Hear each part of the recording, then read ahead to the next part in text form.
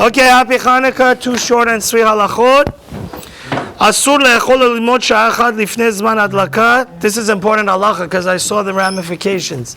It says one should not eat or even have a shiur half an hour before lighting the menorah. Some people, like in the yeshivas, like my son-in-law, they always daven mincha at 1 o'clock or 1:30.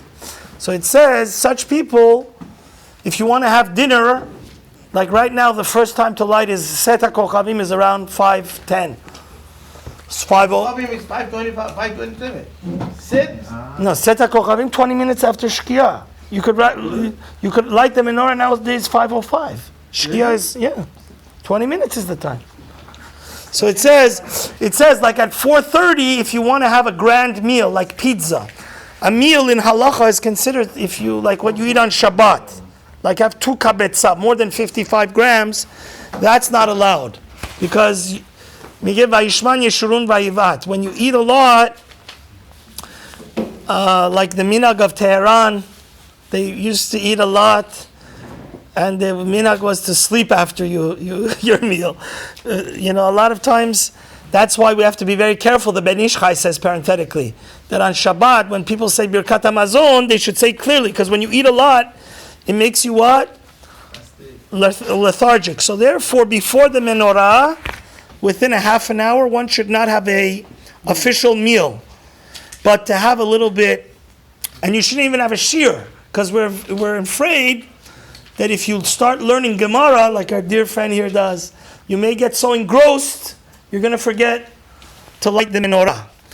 But a woman, how about a woman? Let's say somebody that doesn't need to light the menorah, right? Like the children. Because, who's in charge of lighting the menorah? The husband. So how about the woman? If a woman is hungry, she went carpool, she was doing... So it says actually the Shalut Yeshavot Besel Chochmah says here a woman which is not in charge of lighting the menorah because her husband is, she could have a meal. This halacha is only going on the person that has the chiyuv to light the menorah. Now this, I don't know if we're going to be able to have a minyan, but it says, this is an interesting machloket between Rav Obadiah and the Ben Ish Chai. It says when we light the menorah, in a way we try to follow, like in the shul, we place the menorah where they place the menorah in the Bet HaMikdash. Because the menorah that we light in the Bet Midrash and the Bet Knesset is zecher more for the menorah of the Kohen Gadol.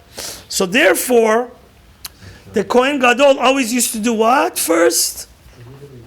He would bring the mincha shel arba rabbaim. So he says it's more important to first daven mincha, then light the menorah. When does this become a problem? On Friday. Friday, a lot of people have a minhag that, what do? They light they first have an early minyan, and then what do? They go and daven.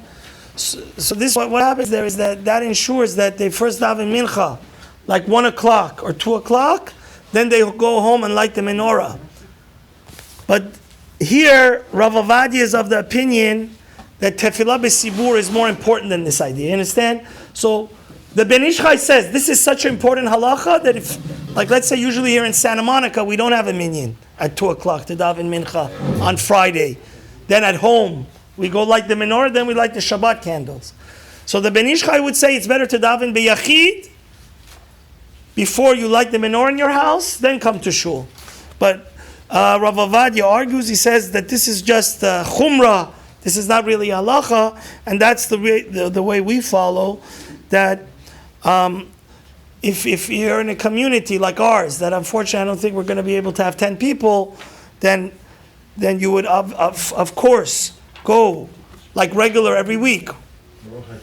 Light your menorah, then kan daven mincha, and do it like that. It's not worth it to miss tefillah b'sibur mincha just to do this halacha.